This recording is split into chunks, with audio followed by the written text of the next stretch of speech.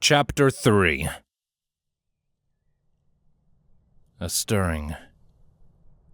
My thoughts aligned into a semblance of... Damn it, not again. A dull throbbing shifted through my body. Well, there's proof that I was still alive, at least. Somehow. And only for now, I would guess. My breathing was regular, and I felt surprisingly dry. When was the last time I had been dry? And clean, I realized, when I couldn't feel any mud or dirt clinging to my coat. Wait. I'd lost consciousness in the presence of those 3 young fillies, hadn't I? Which meant that if I'd been tended to, I was captured. A deep, sinking sensation pushed through my chest. My struggle had been valorous, but it looks like it was finally over. My muscles relaxed again, and I felt myself sink a little deeper into what felt like a mattress. Was I on some sort of bed? I opened my eyes and was met with the image of a dim room. Some light orange sunlight drifted through the blinds that were closed on the window, but that was the only source of illumination. The small room had a very crisp, clean feeling to it, almost sterile. Various cabinets lined the wall to one side with what appeared to be a sink. A medical facility, I noticed, as there were bandages and salves laying out on the surfaces. Feeling along my forehead with a hoof, I discovered that my impromptu bandage had been replaced by a series of real ones. There were several smaller bandages on my arm as I raised it in front of my vision. Why would they give medical attention to food? It didn't really make sense.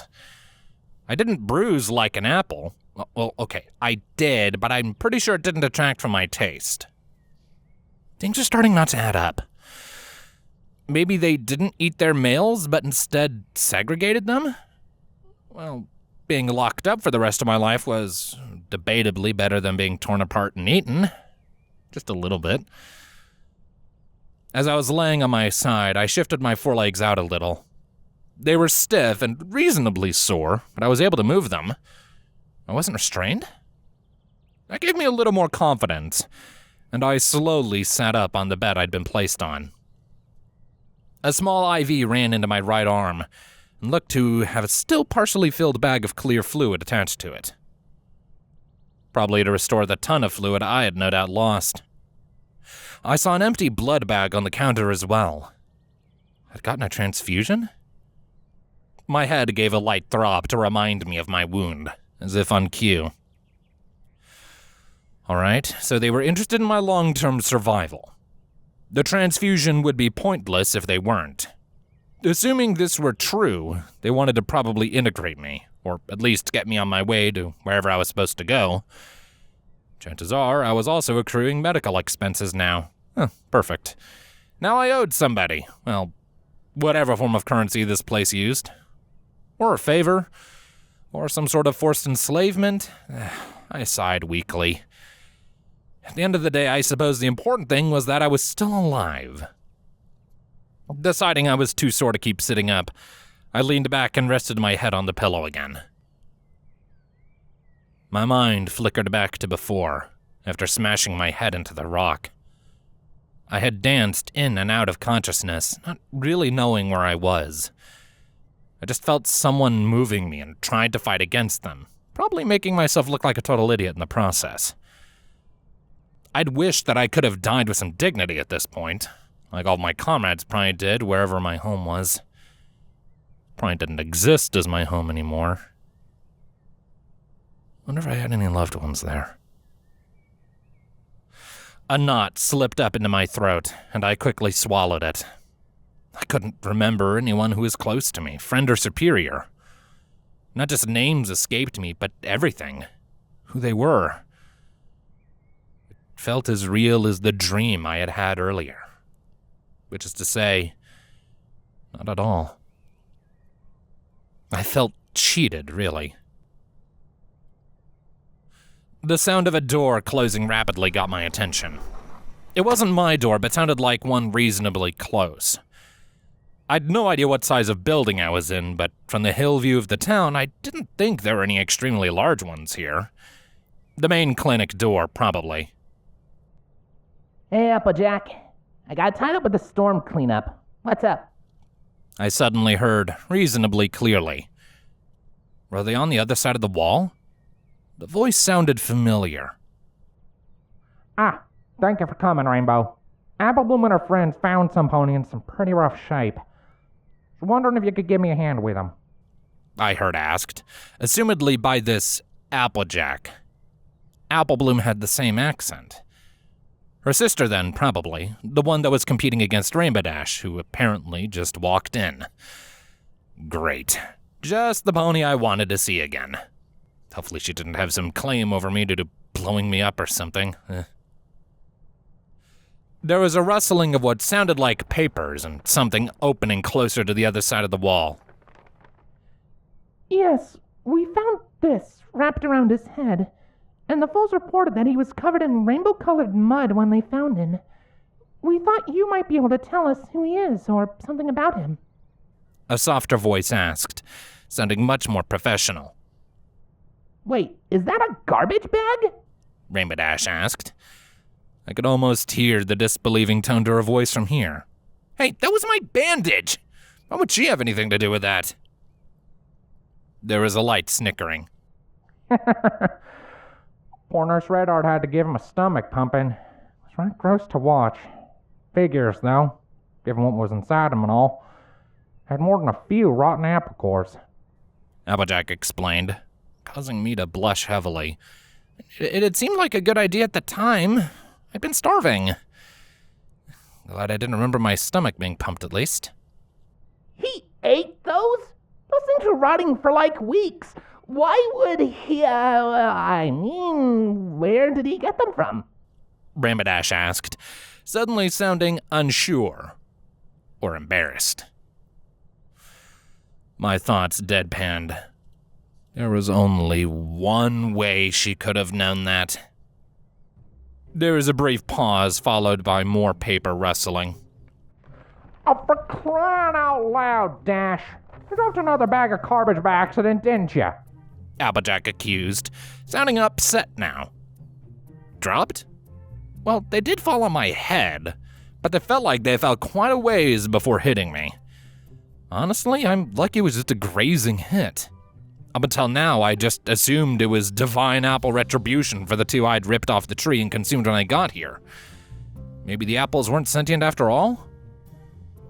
Just one? Sheesh. It's not my fault if he's so stupid that he ate rotting apple cores. Rainbow complained, sounding annoyed. And I got a little annoyed too. Those hurt, damn it.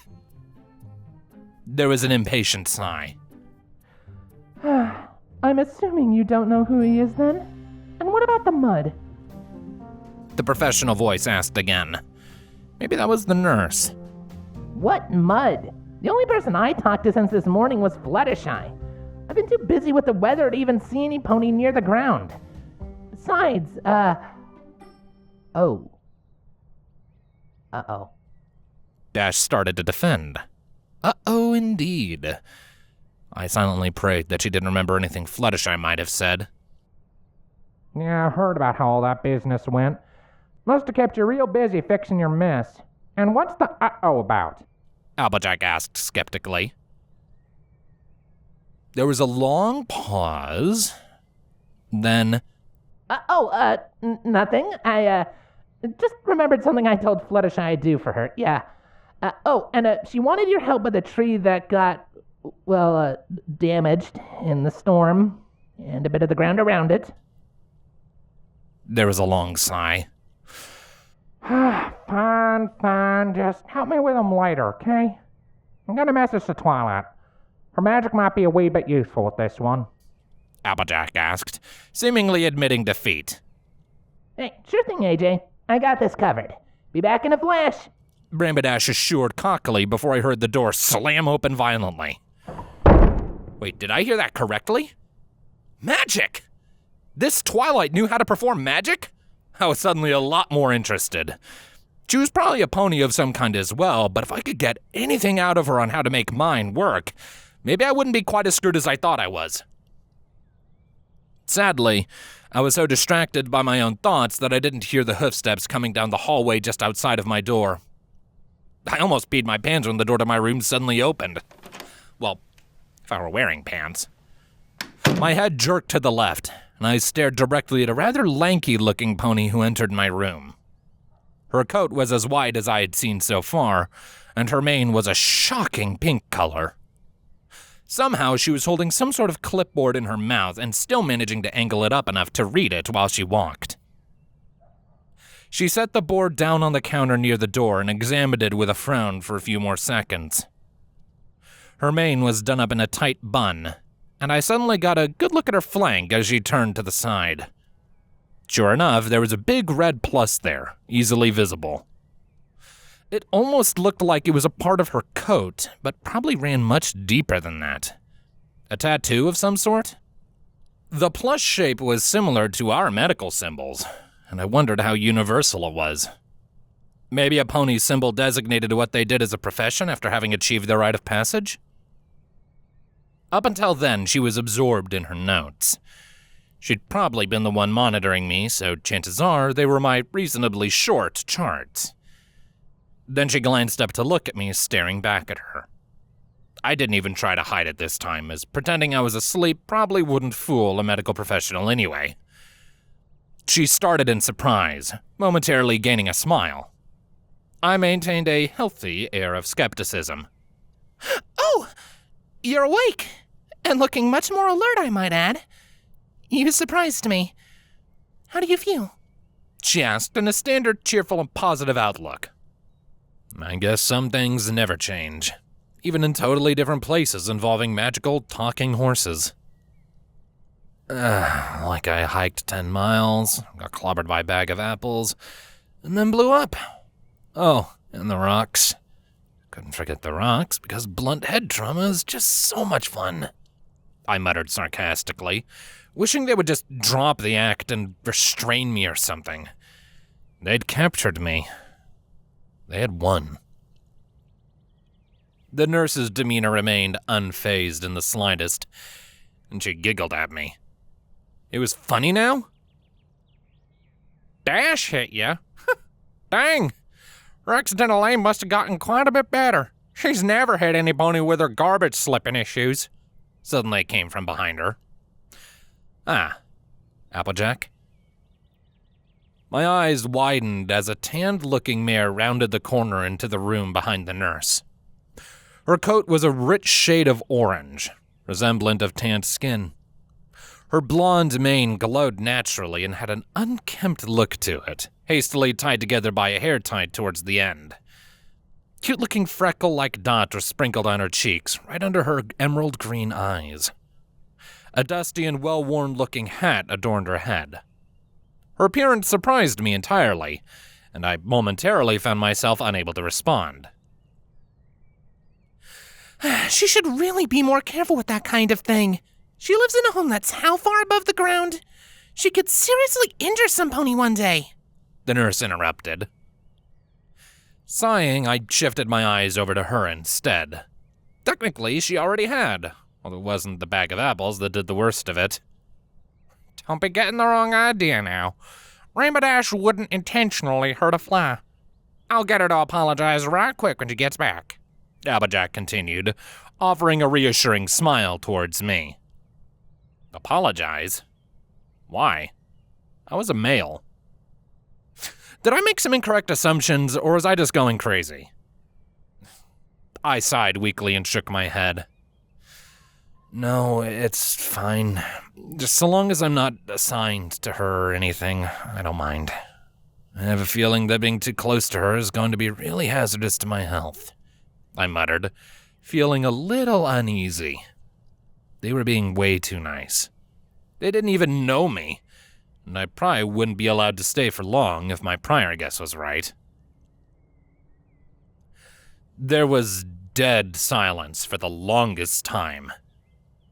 Curiosity got the better of me, and I looked up at the two mares. Both were giving me a slightly surprised, questioning look, as if I were insane. Maybe I was. I momentarily entertained the idea that this was all an elaborate fantasy as I was locked away in a mental institute somewhere. What do you mean, assigned?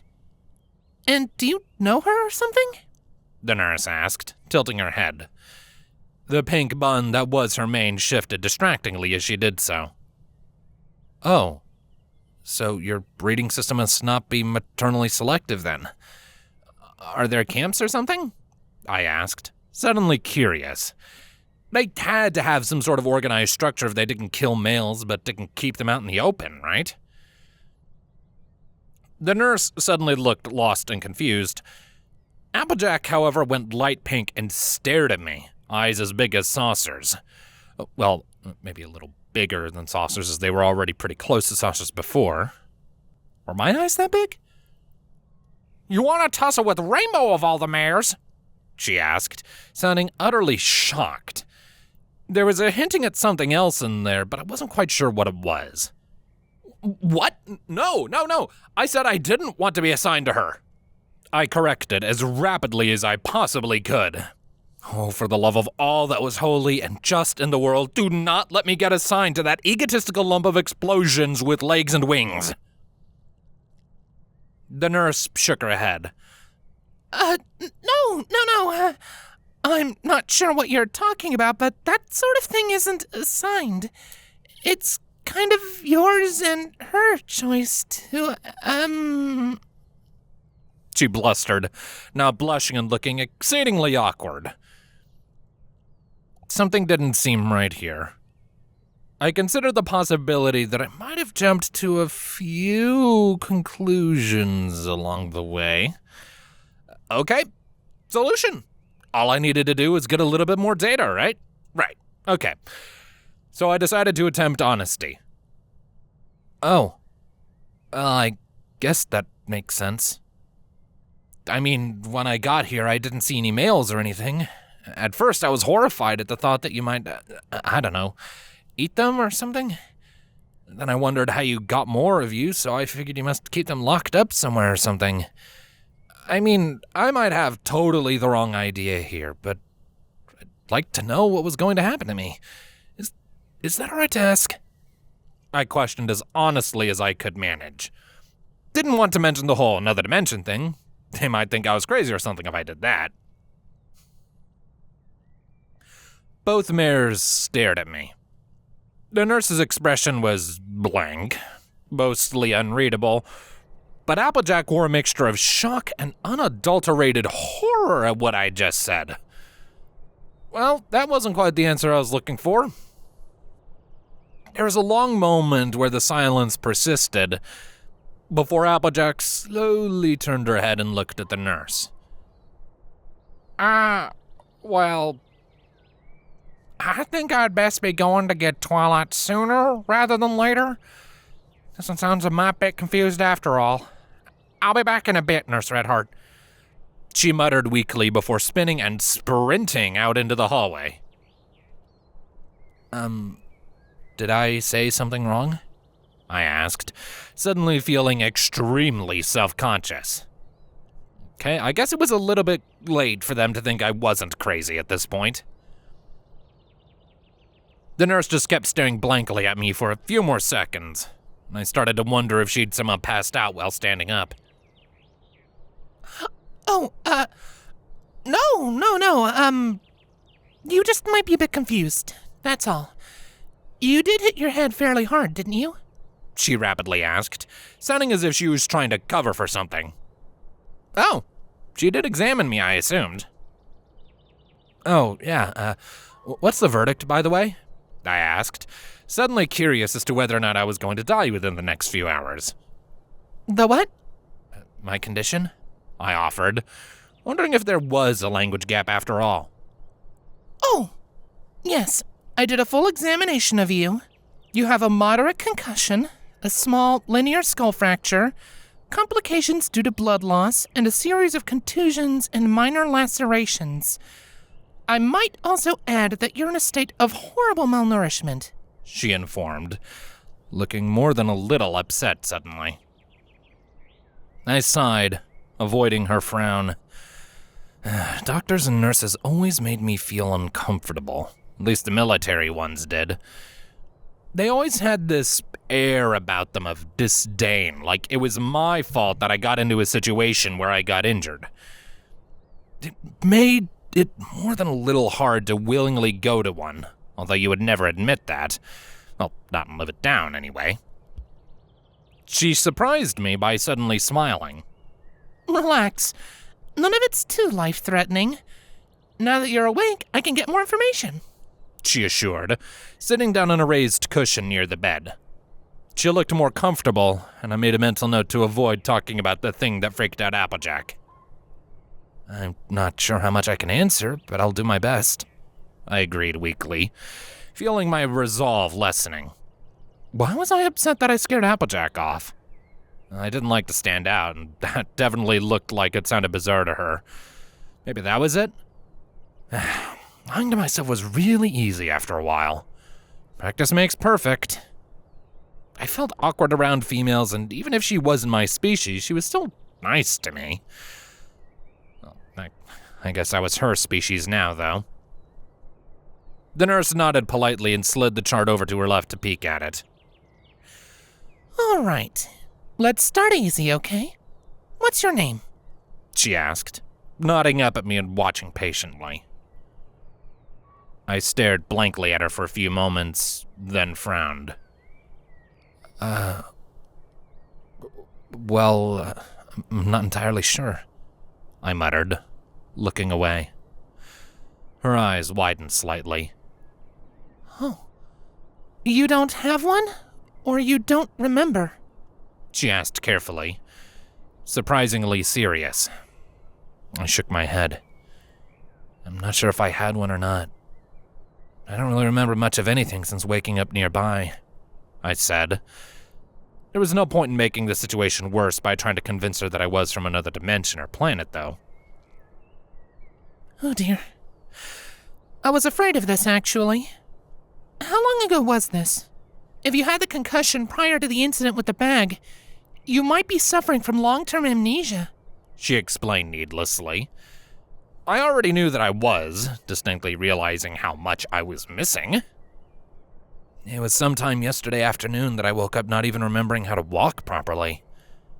At least I guessed it was afternoon, not really knowing anything that told time. The nurse frowned and took down a few notes, somehow writing with the pen in her teeth. Retrograde amnesia and motor control disruption. Definitely head trauma.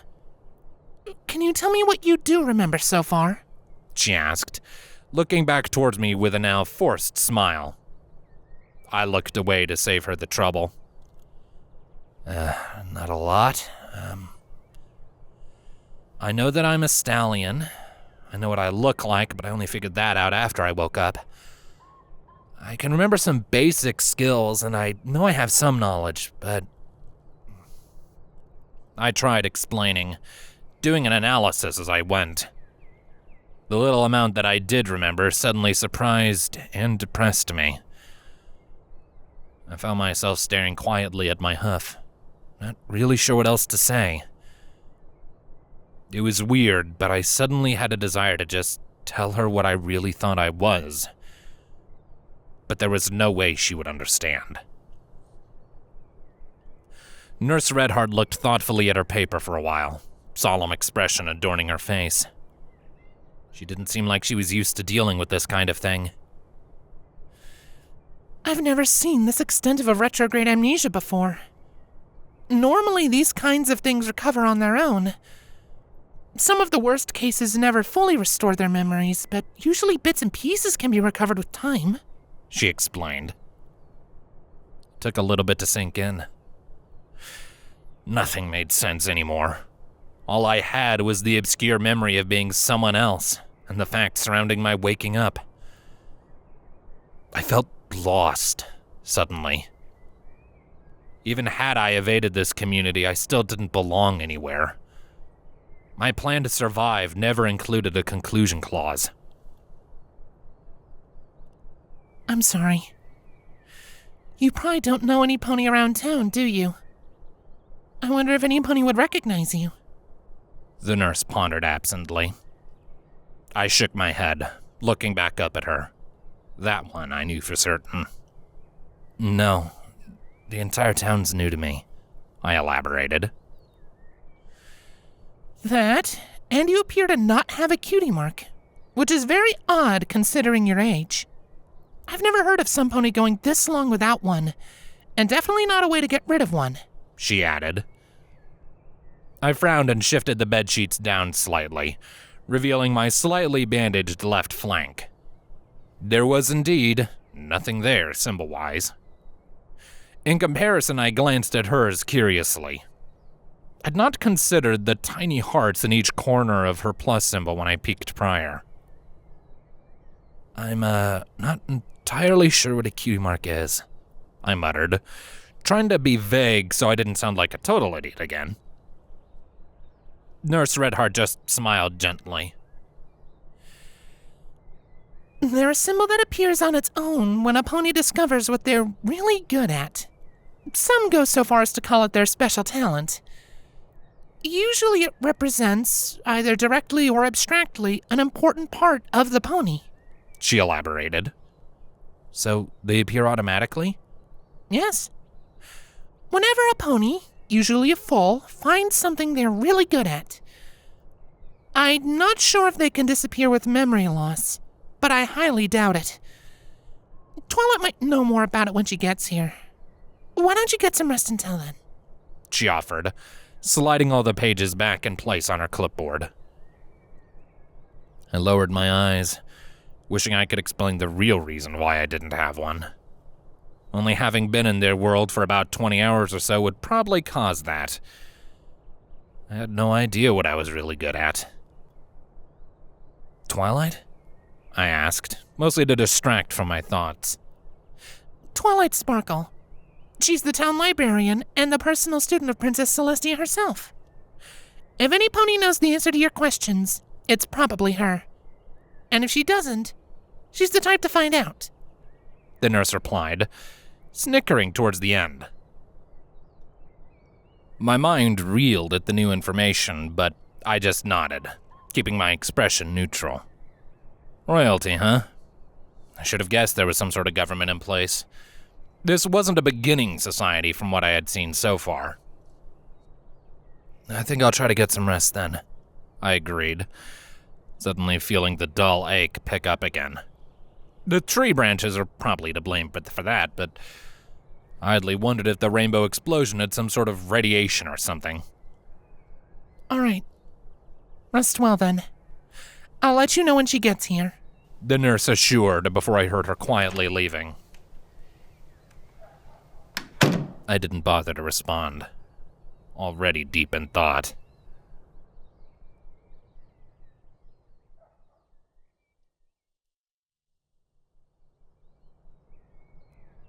Sleep didn't come. Either it was the pain or my level of distraction, but I couldn't get my mind to settle down. I'd felt like this happened a lot, even before getting the memory knocked out of me. Sleep felt rare to me. Instead, I ended up just staring at the wall and wondering where I went from here. Was not seeing any stallions pure coincidence? I doubted it, given it the decoration. Maybe just an extremely narrow gender ratio? It must have been a good 2 hours before I heard the door opening again. The light was rapidly diminishing from the window, so I figured it was probably getting close to evening. Sorry I'm late, Nurse Redheart. I had ponies in the library until close to closing time, I heard shortly after the door quietly closed. The voice was soft and gentle, and I immediately got a good impression. Oh, it's fine, Twilight. Thank you for coming. He's been resting for a couple of hours now. Room 1. The nurse replied softly, probably expecting me to be asleep. There was a slow hoof step pattern down the hallway. Wondered how many rooms were in this building. Due to size constraints, probably not very many. The door opened gently, and some sort of artificial light spread into the room. Turning my head to the left, I saw another mare enter through the doorway. Her coat was a soft lavender color, and her mane looked dark blue, but like me, had streaks of other colors in it. Hers were pink and purple, however, rather than silver. Her eyes matched her colors well, being a brighter violet color, and my gaze locked onto the horn extending from her forehead. She gave me a gentle, assured smile as she walked in. Hello, sir. I'm Twilight Sparkle, and my friends asked me if I could help you out. She greeted, sitting down on the same raised cushion the nurse had used earlier. I rested my head back down on the pillow to reduce the strain on my neck and watched her carefully. It's very nice to meet you. I'm sorry, but I don't have a name to give back to you. I apologized, wondering if she already knew that. She seemed unfazed and didn't miss a beat, nodding. I'd heard you were suffering from amnesia, she explained, making a motion towards the other wall. It took me a moment, but I realized she was actually gesturing past the wall to the entry area. Oh, the nurse. If she was here to help me, the nurse probably showed her the charts so far. Not that it would have much information, I assumed. Rainbow Dash and Applejack must not have come back with you then, I asked, suddenly realizing that they had said they were coming back, and hadn't. Twilight suddenly looked extremely uncomfortable. Oh, well, Applejack had to turn in early. She has a lot of work to do tomorrow, bucking and all. Rainbow, well, she said something about practicing her moves, she explained hesitantly after several seconds.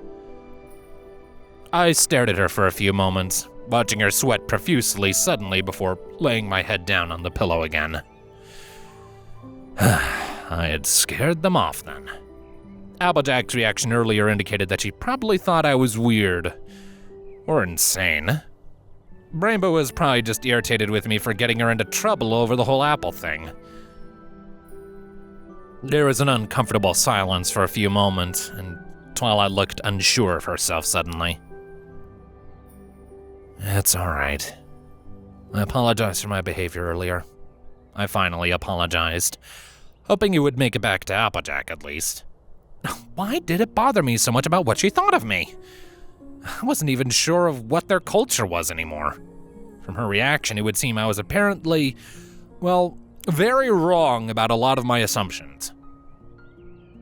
Twilight blinked repeatedly before rapidly shaking her head. No, it's all right. You got a fairly nasty hit to the head, and amnesia is nothing to be ashamed about. The nurse's report mentioned that you don't remember much of anything, so I decided that I can try to help you out a bit with my magic. There's been reports of limited success with small memories being restored in the past using the technique, she explained. That got my attention almost instantly, although something about the way she said it made me wonder if she had just read that somewhere. Magic? I asked, much too quickly for my liking, but I dismissed it. I locked eyes with her, and she giggled. You seem to have a healthy interest in that, at least, even if you don't remember it. Unicorns can perform magic, yes. It's a major part of what I'm studying under Princess Celestia, she explained. That name again. I pushed it aside for now, however, and nodded. Wait, unicorn? My eyes locked onto her horn instantly, and something snapped into place. There were different types of ponies. Some had wings, some had horns, and some, apparently, had neither. Sadly, due to self-survey, I appear to be one of those neither types. Twilight grinned as she noticed my gaze. A fast learner. Yes, the horn lets me use magic. I'm going to try using some of it to heal you. All right? She assured, her horn starting to glow with a gentle purple light. Channeling. The word just popped into my head from nowhere and took on the meaning of pulling energy from within oneself to cause an effect outside with magic. I didn't realize I knew it until I saw her do it. Wait. So, without being a unicorn, I can't do magic? I asked suddenly, a little on the sullen side. This new form of mine suddenly became a lot less useful. I'd been silently hoping to be an exception with my magic capacity, but if it's already a studied fact here that I needed a horn to use it, my hopes diminished rapidly. Twilight shook her head. I'm sorry. Only unicorns can do magic as far as I know. Now, try to relax. This shouldn't take long, she requested quietly, closing her eyes and magnifying the light around her horn. Wait, what was she doing? Colors and images suddenly exploded into my vision, causing me to jerk backwards as I felt another presence pushing into my mind. She was using mind-scanning magic? The intrusion felt uncomfortable and very offensive, and I mentally backed away from it, not used to this sort of contact. She seemed to notice and adjusted herself more carefully inside my mind, before almost brushing against the memories that I had already, trying to coax them to reveal themselves. She seemed to target recent memories first, going backwards. Fleeing from the 3 foals, falling out of the tree, and being blown up by Rainbow Dash. She stopped at that one for a moment, and I felt a small burst of irritation and an almost cynical sensation. She continued, however, and touched upon me being belted with a falling bag of apples, then running away from the bluish-green pony and falling down a series of hills. I caught a sense of amusement from her, but she hid it very quickly. I started to blush as I watched her work in my mind. Her path continued rapidly, skimming over smaller events to try and order them properly. I saw what she was doing, understanding the process. She was ordering my thoughts for me, and trying to piece in parts that I wasn't aware of, kind of like housekeeping for someone when they're not at home. She halted momentarily, locked in an instant of my zoomed-in awareness of Fluttershy's rear. I felt a sense of shock and intense embarrassment as she rapidly shuffled past it. My body on the outside felt as if it was burning up now. Oh, this is getting awkward. She rewound through my victorious attempts at getting the apples, and I picked up on an impressed sensation before she rewound and halted again at me waking up in the crater. The impressed sensation shifted to puzzlement, and she hesitated. I wonder if she picked up on this being the end of my recent memory. I braced myself for what I saw coming, and she tried to rewind again. The sensation was remarkably similar to riding along in a train and suddenly running out of track over a chasm. Twilight felt entirely unprepared for the plunge into the miasma that was thought and feelings only. There was no sense of order or time, and I suddenly felt absurdly sick and dizzy. She flailed, attempting to get control of the magic again while smashing into memories at random. Images flickered before me. A planet exploding, and a sense of sheer terror and horror, watching it tear itself apart in slow motion. Battle and war with sparsely furred bipedal beings marching in armor against robotic-looking four-armed monstrosities coming out of pods, those of which descended from the burning skies. Bloodshed and death surrounded me, and I thrashed violently as I watched individuals I realized were my friends getting torn apart by energy weapons. Twilight recoiled from the image as if burned, and I felt her trying to pull back out of the connection. The bloodshed shifted momentarily into nothingness. Thousands of focus symbols drifted in and out of my mind, and I tried to lash out and almost catch them as they flew past. I knew almost instinctively that each produced a magical effect when thought upon. Had I really known all of these? It lasted barely a heartbeat before we fell into a desolate field. There were no flowers in this field, just burnt and cracked earth. The sky was crimson, literally on fire. Columns of heat and destruction descended on the horizon, causing orbs of pure oblivion to tear apart everything in their wake from the point of collision. My viewpoint shifted upwards, showing the barely visible barrier above me. Beyond that, a pinpoint of light in the sky. It expanded rapidly, and I realized at once that it was one of those beams coming down directly over us. It was death, in its most direct form. My squad strengthened the barrier around me, but I knew it was pointless. The beam would consume everything around me, and we would be gone. But this is why I fought. To protect those in the bunker behind me. To stop those so far above me from destroying everything. But even if I gave it my all, there was no stopping them, was there? Did it matter? I asked it almost to my past self. He seemed to agree with me. The barrier above me exploded with light.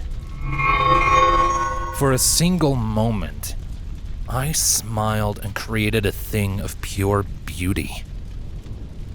The barrier increased exponentially, expanding on all sides in an explosion of protection that suddenly covered the entirety of the bunker. I felt it. I felt it through my past self, as it took all of my energy to do. All of it. There would be none left to keep breathing, or keep my heart beating. But wasn't this what I wanted? To protect. The beam smashed into the barrier, and for a moment, everything stopped. I suddenly became aware of a terrified Twilight Sparkle trying to pull us out of the memory. The barrier held and bent unexpectedly, twisting into something that wasn't quite possible for my mind to comprehend. A non-Euclidean plane of force, twisting into itself and bending the crushing wall of burning death with it. It compacted into one point and exploded in a brilliant prismatic expanse. My very being felt torn apart in an instant, and I was aware, barely, of my physical body spasm and curl away from reality as best it could. The memory ended, and I realized that I had not survived the destruction of my people. Twilight's consciousness was reeling at this point.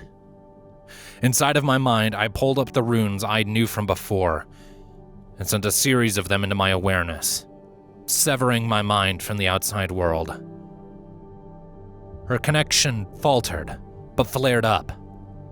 For a moment, I thought she was going to forcefully hold the connection open with sheer willpower.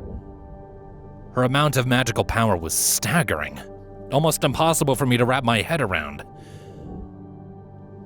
But then I felt a twinge of guilt from her, and she pulled back. There was a single pulse of purple before her presence faded away. Everything went dark with a lack of energy, and I was pulled back towards the already existing memories. There was no real transition, and I simply remained unconscious, slipping into sleep instead.